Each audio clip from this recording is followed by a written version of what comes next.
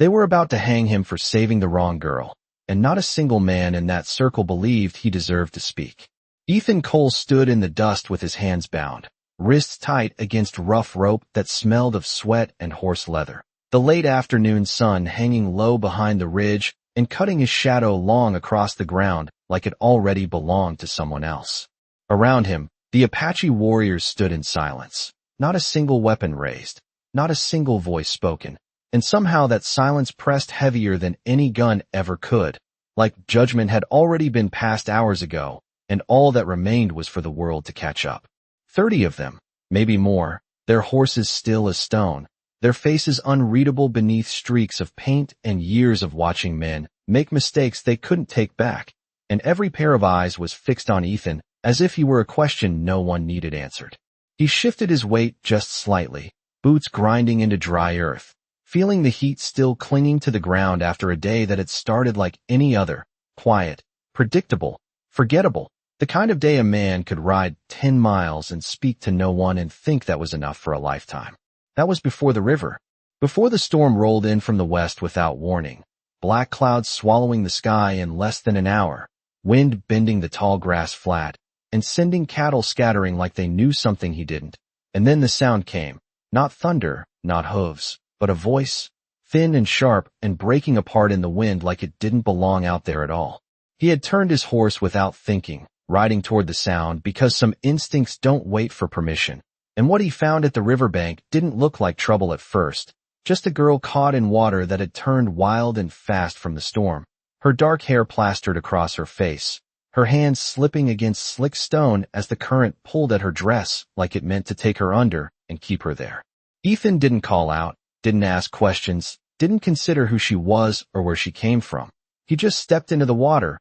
boots filling, cold cutting through denim and skin, each step a fight against a river that didn't care about right or wrong, only weight and balance, and who lost first. When he reached her, she looked at him with something that didn't make sense at the time, not relief, not trust, but fear, sharp and immediate, like the danger had just changed shape instead of disappearing. And still he pulled her free, one arm around her shoulders, the other gripping what fabric he could as the current tried to drag them both sideways. The sound of tearing cloth mixing with the rush of water until they stumbled onto the muddy bank, breathing hard, alive, and already too late. Because when he looked up, he saw them on the ridge, still as shadows against the storm, watching everything, seeing only what it looked like, not what it was. And that was the moment the day stopped belonging to him. Now the storm was gone, the sky clear again, but the weight of that moment hadn't moved an inch, and across from him, just beyond the circle, stood the girl, dry now, wrapped in a blanket someone else had given her, her eyes no longer wild but distant, fixed somewhere past him as if looking back meant choosing something she wasn't ready to face. And Ethan realized then, standing there with 30 silent men and one silent girl, that saving a life was the easiest part of the story. It was. Everything after that decided whether it meant anything at all. The wind had gone quiet, but something heavier had taken its place, a stillness that did not belong to the land, as if even the dust knew better than to move while judgment waited to be carried out. And Ethan could feel it in the way the air pressed against his chest, slow and steady, like a warning that had already been ignored. One of the warriors stepped forward, not quickly, not with threat, but with purpose, his boots leaving shallow prints in the dry earth as he closed the distance between them, his presence alone enough to shift the weight of the circle. And when he stopped a few feet away, he did not look at Ethan's hands or the rope or the ground. He looked directly into his eyes, calm, unblinking, as if searching for something that words would only get in the way of. Ethan held that gaze, not out of defiance, but because lowering it felt like surrendering to a story that was already being written without him. And he had lived long enough to know that once a man accepted the wrong version of events, there was no pulling it back. The warrior said something then, low and measured, a string of words Ethan did not understand but could feel all the same, the tone carrying weight, expectation, and something close to disappointment, like the outcome had been hoped for differently, but accepted all the same. Ethan exhaled slowly, the rope tightening slightly as he shifted his hands, and spoke in a voice that did not try to rise above the silence, but moved through it, steady and plain. I pulled her from the river. That is all I did." The words hung there, simple and unadorned, but they did not change anything, not in the faces around him, not in the way the circle held, and not in the girl who still stood beyond them, her fingers clutching the edge of the blanket like it was the only thing anchoring her to the moment. She had not looked at him again, not once, and that absence carried more weight than any accusation could have, because it left space for everyone else to decide what she would not say. Another warrior shifted slightly to the side, creating a narrow line of sight between Ethan and the girl, and for the first time since the river, their eyes met, just for a second, and in that second, Ethan saw it clearly, not fear of him, not hatred, but something tangled between warning and regret, like she was trying to tell him something that could not be spoken out loud without breaking something larger than either of them. She shook her head, almost imperceptibly, a movement so small it might have been missed by anyone not already looking for it, and then her gaze dropped again, cutting the connection as quickly as it had formed. Ethan felt something settle in his chest then,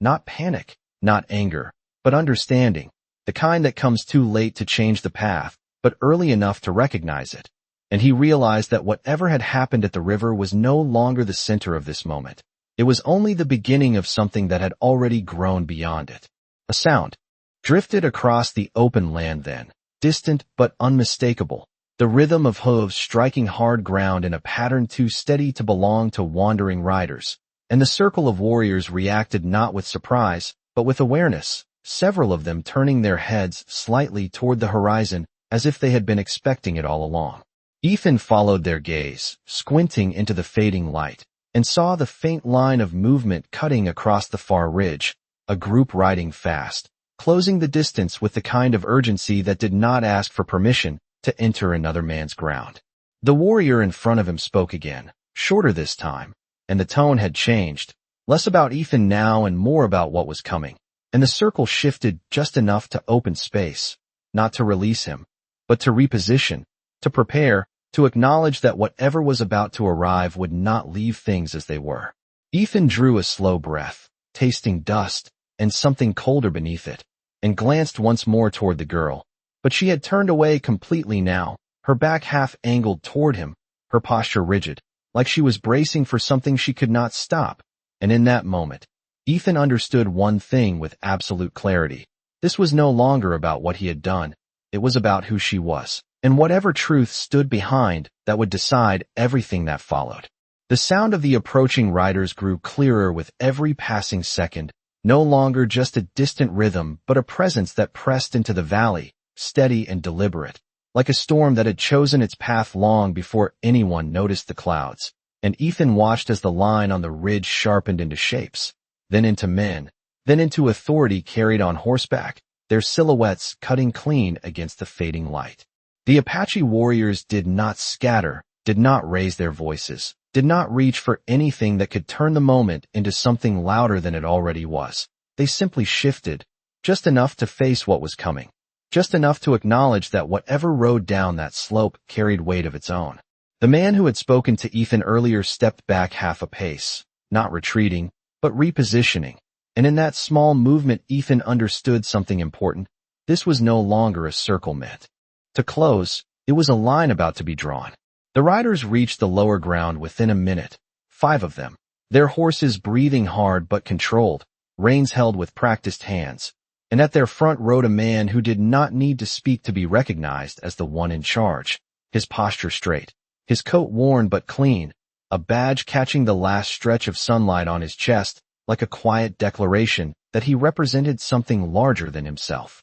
Sheriff Thomas Whitaker slowed his horse as he approached the edge of the Apache line, not crossing into it, not forcing anything, just stopping at a distance that felt measured, intentional, the kind of distance a man keeps when he understands both respect and consequence. His eyes moved across the warriors first, taking them in one by one, not with fear, not with challenge, but with the careful attention of someone who had spent years standing between different kinds of trouble and knew the cost of choosing wrong. And then his gaze shifted past them, landing on Ethan, bound and still, and something in the sheriff's expression tightened for just a moment, not enough for most to notice, but enough for a man used to watching silence to recognize. No one spoke at first, not the sheriff, not the warriors, not Ethan, and the quiet stretched long enough that it began to feel like part of the land itself, like something that had always been there waiting for the right moment to reveal itself. Then the sheriff's attention moved again, slower this time,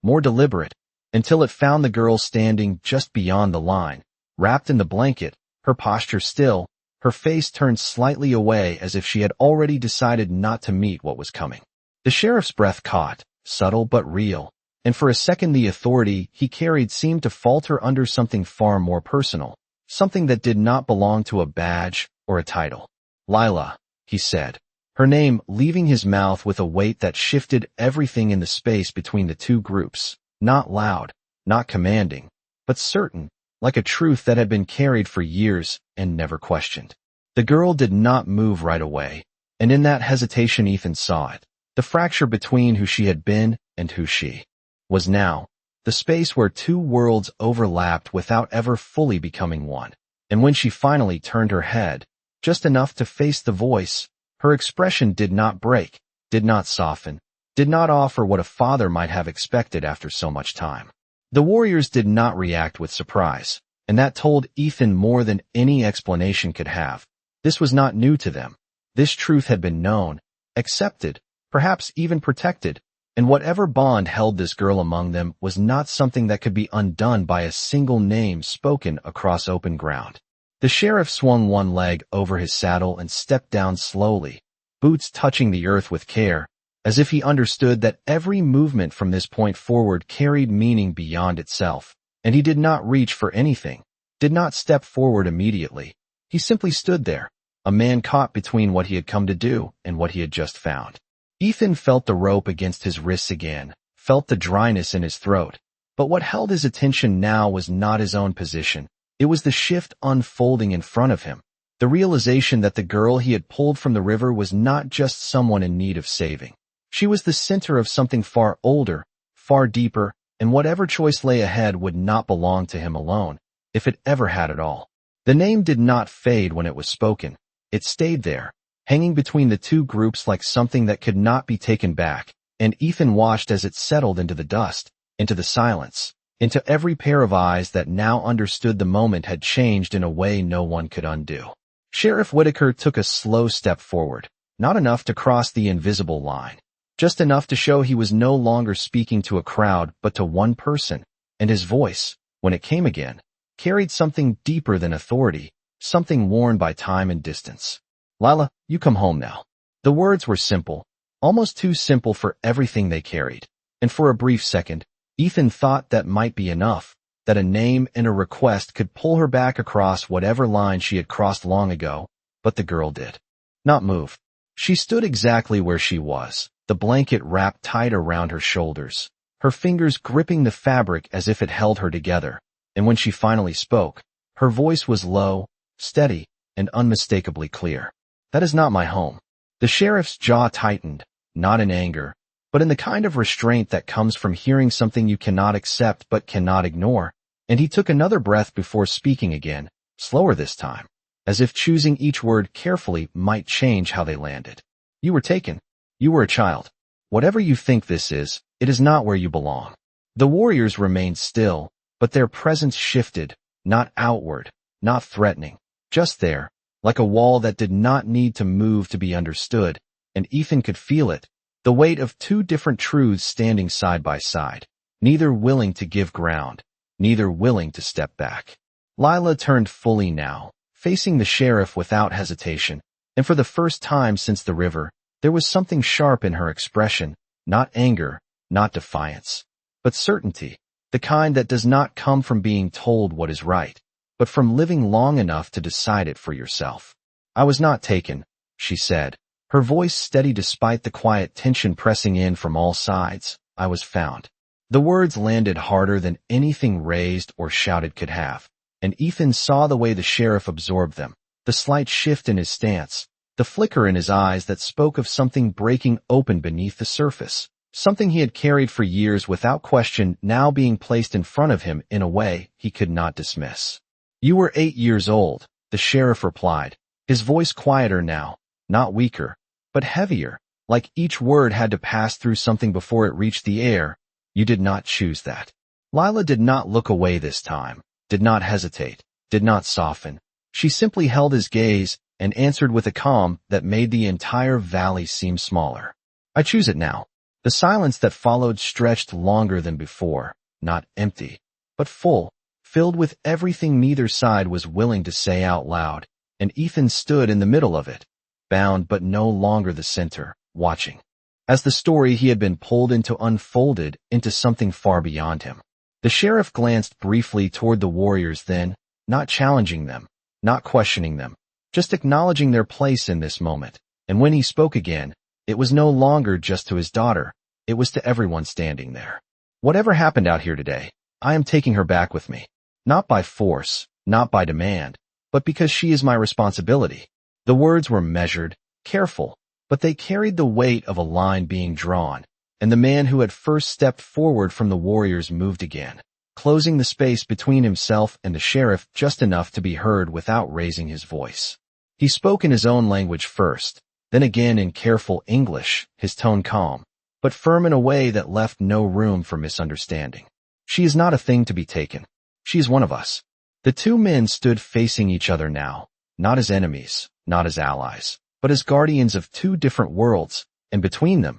just a few feet behind, stood the girl who belonged to both and neither at the same time. Ethan felt the rope against his wrists again, felt the dryness in his throat, but what held his attention now was not the tension between the men, it was the stillness of the girl, the way she stood without stepping forward or back, as if she understood something the rest of them did not. And for the first time since the river, Ethan realized that whatever was about to decide this moment would not come from the men who believed they held authority, it would come from the one person no one had truly asked. No one moved after the words were spoken, not the sheriff, not the warrior, not even the wind that had carried dust across the valley all afternoon. And in that stillness Ethan felt something shift again, quieter this time, deeper, like the moment had turned inward and was waiting for something small to decide something large. Lila's hands loosened slightly on the blanket, not enough for anyone else to notice, but enough for the fabric to slip just an inch from her shoulder,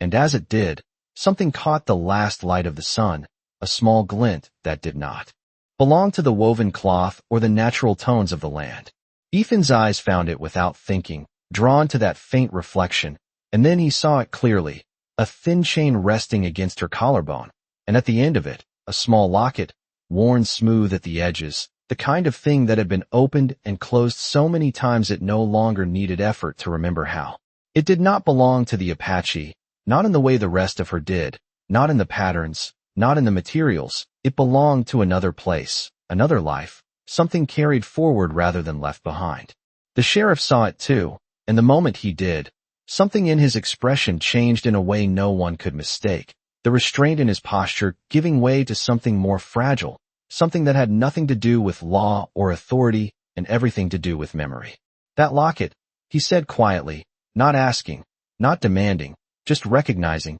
your mother gave you that. Lila's hand moved instinctively, covering it, but not hiding it, just holding it in place, as if the object itself had weight beyond what anyone else could see. And for the first time since the confrontation began, her composure shifted, not breaking, but bending slightly under something that had been carried for too long to ignore. She did not answer right away, and in that pause, Ethan understood that whatever the truth was, it was tied to that small piece of metal, something simple enough to fit in a man's palm, but heavy enough to shape a life. The warrior beside her glanced at the locket, then at the sheriff, and though he said nothing, there was no confusion in his gaze, only awareness, as if he too understood that the object was more than decoration, more than memory, it was proof of something neither side could fully claim. Lila lowered her hand slowly, letting the locket rest where it had been, and when she spoke again, her voice was softer, but no less certain.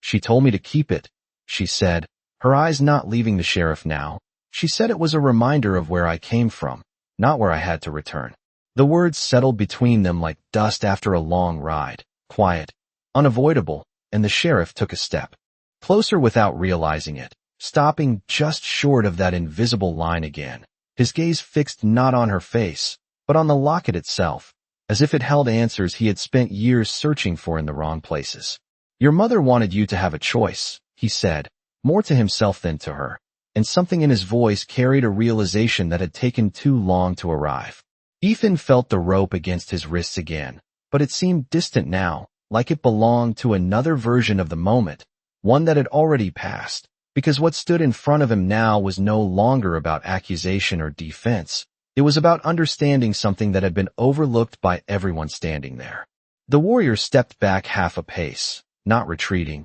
but creating space, not for himself, not for the sheriff, but for Lila, and in that small movement, the balance shifted again, the line between the two sides becoming less rigid, less defined, as if the ground itself had begun to soften under the weight of what was being revealed. Lila looked down at the locket briefly, her fingers brushing its surface, tracing something invisible, something remembered, and then she lifted her gaze again, not to her father, not to the warriors, but somewhere between them, as if the answer she was searching for did not belong to either side alone. Ethan watched her closely, realizing that the object he had barely noticed moments ago had become the center of everything, not because of what it was, but because of what it represented, a life divided, a choice deferred, a truth that could no longer remain unspoken. And in that quiet, with the sun slipping lower and the shadows stretching longer across the ground, it became clear that whatever happened next would not be decided by strength or numbers or authority,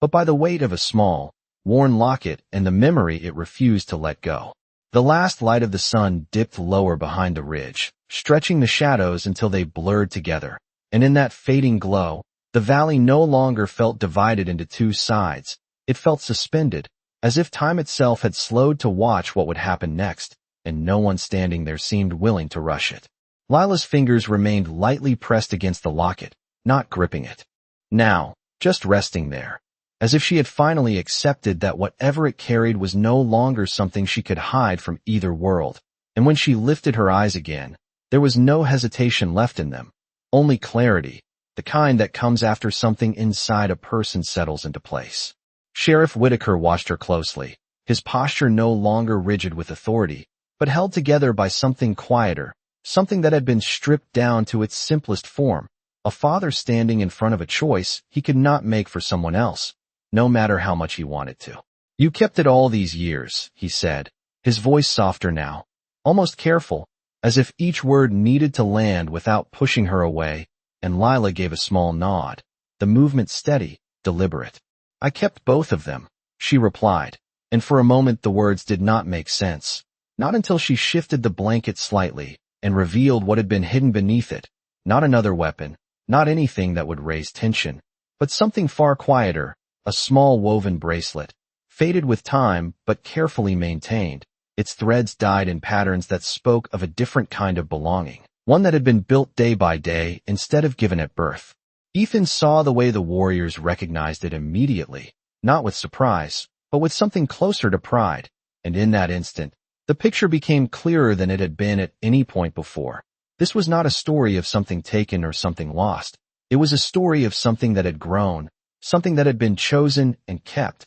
even when it would have been easier to let go. Lila held both objects now, the locket in one hand, the bracelet in the other, not comparing them, not weighing them, just holding them as they were, and when she spoke again, her voice carried across the quiet valley without needing to rise. "One reminds me of where I began," she said, lifting the locket slightly, "and the other reminds me of who I became," her gaze shifting briefly toward the warriors before returning to the sheriff, "and neither of them is a mistake." The words did not challenge, did not accuse, they simply existed, and in that simplicity, they carried more weight than anything spoken before. The warrior who had addressed the sheriff earlier stepped back another half pace, giving her more space, and the movement was mirrored, almost unconsciously, by the sheriff himself, who did not step forward again, did not close the distance, but remained where he was, as if he finally understood that the space between them was not something to be crossed,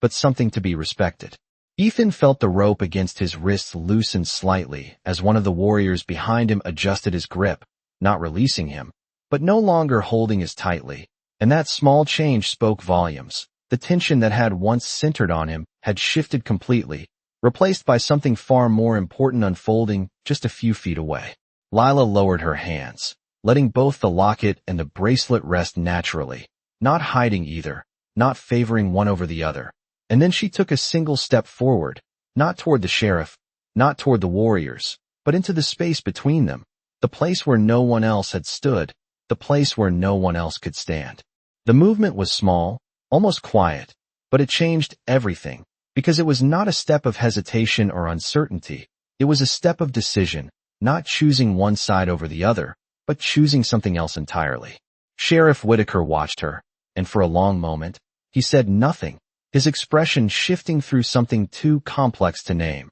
and then slowly, almost imperceptibly, his shoulders eased, the weight he had carried into the valley settling into something he could finally understand. "You are not lost," he said quietly, more to himself than to anyone else, and there was no argument in his voice now, no insistence, only acceptance, the kind that comes when a man realizes that holding on too tightly can break what he is trying to keep. The warriors remained still, but the air around them felt different now, less like a boundary, more like a presence, something that existed without needing to defend itself, and Ethan stood where he was, bound but no longer confined by the moment, watching as the story that had begun with a river and a misunderstanding unfolded into something far quieter, far stronger, a truth that did not need to be forced, only recognized. The space she stepped into did not belong to either side, and that was exactly why it mattered, because, for the first time since the storm had rolled through and the river had pulled its weight into the day, everything slowed enough for the truth to stand on its own without being pushed or pulled by anyone else. Ethan watched her from where he stood, the rope still around his wrists but no longer the thing that defined his place in the moment, and he realized something that had not been clear before. This had never really been about him. Not the misunderstanding, not the tension, not even the reason he had been pulled into the center of it. He had simply been the spark that revealed something already waiting beneath the surface. Lila stood with both hands relaxed at her sides now, the locket and bracelet resting against her skin like they had found their place again. And when she turned slightly, not fully toward the sheriff, not fully toward the warriors, but enough to face them both at once, it felt less like a decision being made and more like one being revealed. "I am not leaving," she said, her voice calm, steady, and without any trace of hesitation, "but I am not staying away either." The words settled into the quiet with a kind of finality that did not ask for agreement, only recognition, and Ethan saw the way both sides received them, not with resistance, not with acceptance, but with something more difficult, something that required letting go of control without losing respect. Sheriff Whitaker held her gaze, his expression no longer caught between duty and disbelief, but grounded in something quieter, something that had shifted from wanting to decide for her to needing to understand her. And though it took a moment, he gave a small nod, not as a command, not as permission, but as acknowledgement. "Then you come and go as you choose," he said, and the words carried a weight that had not been there before, not because they were stronger, but because they were freer, no longer tied to what he expected, only to what he accepted. The warrior who had spoken earlier glanced at Lila, then at the sheriff, and though his face remained composed, there was something in his posture that eased, a tension released not through victory, but through understanding, and he stepped back just enough to signal what did not need to be said out loud. That she did not need to be held, not by them, not by anyone. The circle that had once closed around Ethan shifted again, this time opening fully, not dramatically, not all at once, but gradually, like something natural returning to its original shape, and the man behind Ethan reached forward, loosening the rope with careful hands, not rushed, not reluctant, simply done because it no longer belonged there. Ethan rubbed his wrists briefly as the rope fell away, the sensation of freedom arriving quietly, without ceremony, and for a moment he did not move, not out of hesitation, but because he understood that stepping forward now would mean stepping into something different than what he had known before. Lila turned her head slightly toward him then, her eyes meeting his for the first time without distance, without confusion, and there was something in that look that carried more than words could have, something like gratitude, but deeper, something that acknowledged not just what he had done, but what he had not done. He had not forced, not claimed, not decided for her when the moment could have easily turned that way. "You should go," she said softly, her voice meant only for him, but not hidden, and Ethan gave a small nod, understanding that this was not dismissal, but release, the kind that allows a story to end where it should instead of where someone tries to hold it. He took a step back, then another, the distance between him and the center of the moment growing naturally, not as retreat, but as respect, and as he moved, the space closed behind him, not trapping, not dividing, just returning to what it had been before he entered it. Sheriff Whitaker remained where he stood, his eyes still on Lila, but his posture no longer held tension, only presence, and the warriors stood as they had from the beginning, silent, steady, but no longer forming a barrier, only a part of the land itself. The sun slipped fully behind the ridge then, leaving the valley in a softer light, and in that quiet, with no voices raised and no lines crossed, something settled into place, something that did not need to be named to be understood, a balance that had been found not through force, but through the simple act of letting someone choose who they were allowed to be. The valley did not return to noise after the decision was made. It returned to something quieter, something steadier, like a breath that had been held too long finally released without anyone noticing the moment it changed, and Ethan felt it in the way his boots pressed into the ground as he stepped farther away, each step lighter than the last, not because the weight of what had happened was gone, but because it no longer belonged to him to carry. The air had cooled with the setting sun, carrying the faint scent of dust and distant water, and behind him, the shapes of the warriors and the sheriff's men blurred into silhouettes, no longer divided by tension, only separated by distance and understanding. He reached his horse without looking back at first, his hand resting against the worn leather of the saddle as if to confirm something familiar still existed, something simple and unchanged, but even that felt different now, not because the horse had changed, but because he had stepped through something that did not leave a man the same on the other side. He paused then, just for a moment, and turned his head slightly, enough to see them again without stepping back into it. And what he saw was not what he had expected. Lila had not moved far from where she had stood, but she was no longer between them in the same way. She stood closer now to the line of warriors, not fully within it, but not outside it either. Her posture relaxed in a way that had not been there before, and Sheriff Whitaker remained where he had been, but his stance had shifted, no longer reaching forward, no longer trying to close the distance, just present, as if he had found a way to stand without needing to hold on. One of the sheriff's men adjusted in his saddle, glancing between the two groups, uncertain at first, then settling as he seemed to understand that nothing more was expected of him. No orders, no action, just the quiet acceptance of what had already been decided. The warrior who had spoken earlier turned his head slightly, his gaze following Ethan for a brief second, not with suspicion, not with approval, just acknowledgement, the kind given to someone who had stepped into a moment and left it without taking more than what was his. Ethan gave a small nod in return, not out of habit, but because it felt like the only thing that made sense, a silent agreement that nothing more needed to be said. Lila's eyes found his again then, across the growing distance, and this time there was no confusion in them, no warning, only something steady and clear, and she gave the slightest incline of her head, not a thank you spoken aloud, but something that carried the same meaning without needing the word itself. Ethan held that look for a second, then turned back to his horse, placing his foot in the stirrup and pulling himself up into the saddle with the same practiced motion he had done 1,000 times before, though it felt slower now,